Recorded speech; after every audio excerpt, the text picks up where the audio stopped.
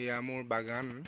এয়া মই প্ৰথমে খৰচ কৰিছিলোঁ কলম কাটিবৰ কাৰণে ৩,০০০ টকা। এয়া কলম কাটোতে ৩,০০০ টকা খৰচ কৰিলোঁ, আৰু এতিয়া চাচ মাৰিবলৈ আছে আৰু বগলডাল কাটিবলৈ আছে।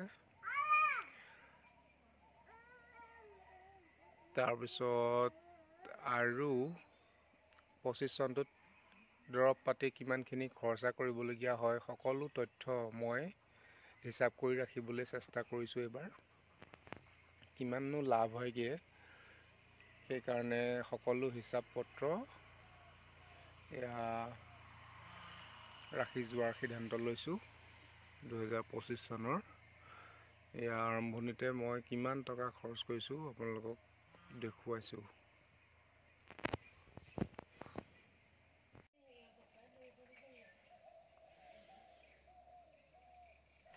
নমস্কাৰ। এয়া মই দেখুৱাবলৈ লৈছোঁ, এয়া আজি সাৰ লৈছোঁ। এয়া 2 বেগ সাৰ লৈছোঁ। এয়া ডাঙৰ বস্তাটো 40 কেজি আছে আৰু এইটোত 10 কেজি আছে, আৰু সেইকেইটা টিং উইমৰা দৰৱ হয় এইকেইটা। আৰু বাকীখিনি তথ্য আপোনালোকৰ আগলৈ ভিডিঅ'ৰ মাধ্যমেৰে দেখুৱাবলৈ লৈছোঁ। আহকচোন, ভিডিঅ'টো আৰম্ভণি কৰিছোঁ। আপোনালোকেও সহযোগ কৰিব, মন্তব্যৰ যোগে দিহা পৰামৰ্শ আগবঢ়াব। এয়া এইটো 10 কেজি আছে।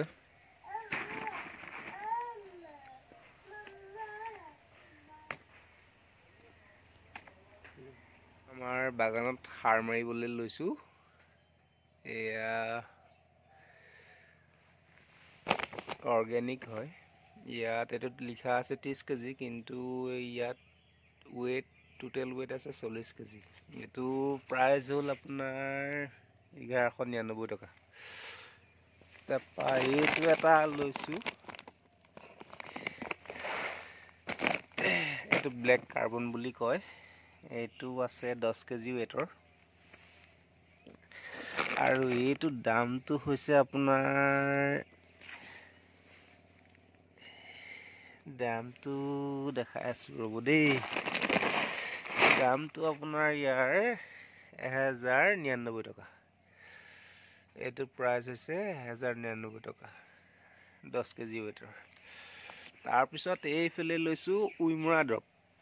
এইটো উইমৰা দৰৱ লৈছোঁ। দেখিছেনে বাগান কিমান বাতিবলগীয়া হয় আমি। এইটো 1399 টকা এইটো প্ৰাইচ। উইমৰা দৰৱ 2টা লোৱা হৈছে, মোৰ বন্ধু এজনেও লৈছে।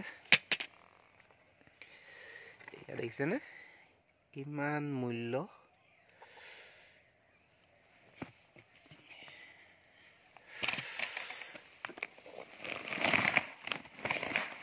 এয়া এইটো ব্লেক কাৰ্বনটো লৈছোঁ, মানে পানী ধৰি ৰাখিবৰ কাৰণে গছজোপাই ধুনীয়াকৈ পানী ধৰি ৰাখিব বুলি কৈছে।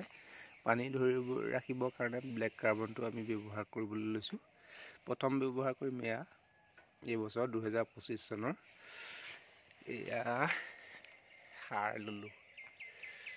ইয়াতে দেখিছেনে কিমান টকা খৰচ হৈছে, আৰু এইফালে কলম কটাওঁতে এয়া 3000 টকা খৰচ হৈছে।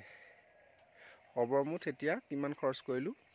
আকৌ চাচ মাৰিবলৈ আছেই, বগলডাল বাচিবলৈ আছেই, সেইখিনি হাজিৰা বাকী আছেই।